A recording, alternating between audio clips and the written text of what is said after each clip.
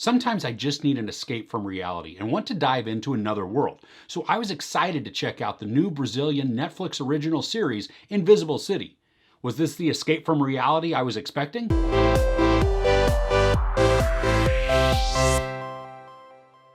An underground world is inhabited by mythical creatures evolved from a deep lineage of Brazilian folklore.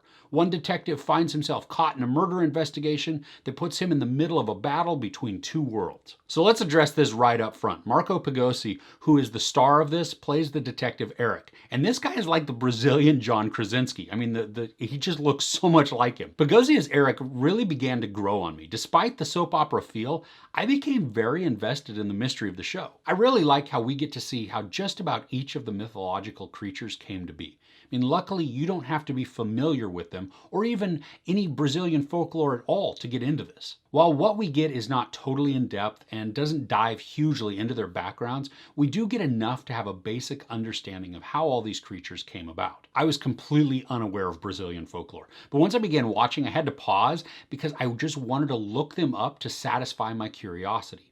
The show interweaves the mythology of Curupira, Boto, Capora, Ira, Saci, Corpo Seco, and Cuca. Now that's a lot, I know, and I don't think the show gave enough on a couple to really understand their character, which then drives their motivations and their actions. I could have used more of it. This story is the clash between old beliefs and modern skepticism. Villagers who believe in the mythology because it's ingrained in who they are and their culture. It shapes the way they behave as well. They value the forest and the natural resources around them, which then of course is going to put them at odds with developers who want to destroy the forest for expansion. The modern world is encroaching in the name of progress, and you have old world versus new world, and this story is that battleground. There's even some family drama, which can be expected, especially when you have differing beliefs generationally. Now, even though some of the creatures help to protect the forest, this isn't really an environmental show. I mean, sure, there are some of those overtones, but mostly this is a dramatic mystery with some supernatural elements. Eric is investigating a murder, and this is where he encounters a lot of that mythology. I mean, he's a skeptic, as is his partner, and I like that because it helps to create some conflict. There's a lot of mystery that surrounds Eric and his past. We get to see some glimpses and even some clues as the story goes along, but there's a deeper intrigue there which really kept me invested the entire time. I wanted to know what secret was hiding in his past. I mean, they hint at it a lot and give us quick looks, and they do a good job of teasing it out over the episodes. Unfortunately, I didn't connect to too many of the characters other than Eric and Camilla, who is an amazing singer that Eric meets who helps him out. That's not to say that the others didn't give good performances though. I just didn't get drawn into them too deeply. That could be also because the episodes are so short and there's not many of them, combined with the fact that there are just a lot of characters. Now, some of the special effects in this leave a lot to be desired. They're not overused, which is good, but some look very low budget CGI.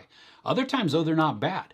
There's just this unevenness in the quality, but I think you can overlook that and just get enveloped in the story because the effects aren't the main focus. This is only 7 episodes and each of them are just under 40 minutes. So this is a pretty quick binge.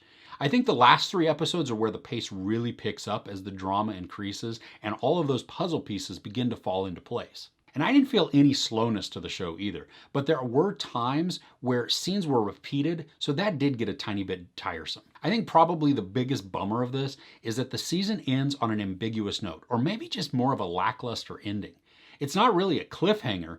We get some resolution to some of the things, but something new has begun.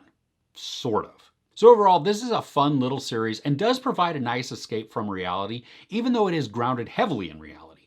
I could have used more time with a lot of the characters to connect with them more, but they did fit well with the story and it kept me engaged. There's no sex, some nudity, a bunch of profanity, and some violence. I give season 1 of Invisible City 3.5 out of 5 couches.